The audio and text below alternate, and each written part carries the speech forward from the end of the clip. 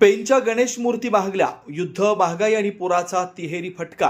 गोडाऊनमध्ये पाणी शिरल्यानं लाखो रुपयांच्या मूर्ती वाहून गेल्या.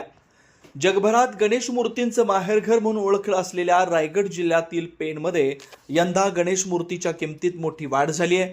आखाती देशातील युद्ध, कच्च्या मालाच्या वाढलेल्या किमती आणि जुलै महिन्यात पेण परिसरात आलेल्या महापुरामुळे अनेक गणेश मूर्तिकार व्यावसायिकांना याचा मोठा फटका बसलाय. भोगावती आणि बाळगंगा नदीला आलेल्या पुराचं पाणी अनेक मूर्तिकारांच्या गोडाऊनमध्ये शिरलं.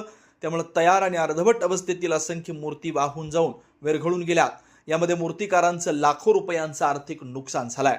माती, रंग, पीओपी आणि वाहतुकीच्या दरात वाढ झाल्यानं यंदा 1 फुटी मूर्तीपासून ते 10 फुटी मूर्तीपर्यंत सर्वच मूर्ती 20 ते 30% महागल्यात. त्यामुळे ग्राहक आणि मूर्तिकार दोघेही अडचणीत सापडलेत. सर, मी आपल्याला सांगू इच्छितो की हा जो व्यवसाय आहे हा 365 दिवस चालणारा व्यवसाय आहे. तरी पण ह्या व्यवसायाचा एक गणपतीला 2 महिने असताना एक सीझन लागतो. तेव्हा जर तुम्ही बघत असाल पेनमध्ये तर आमच्याकडे ही पीओपी यायची. ही तुम्ही जर बघत असाल ही पीओपी होती. ही जी तेव्हा कॉस्ट होती 200 रुपये पर बॅग आणि आज ही जी कॉस्ट आहे 225 किंवा 230 रुपये.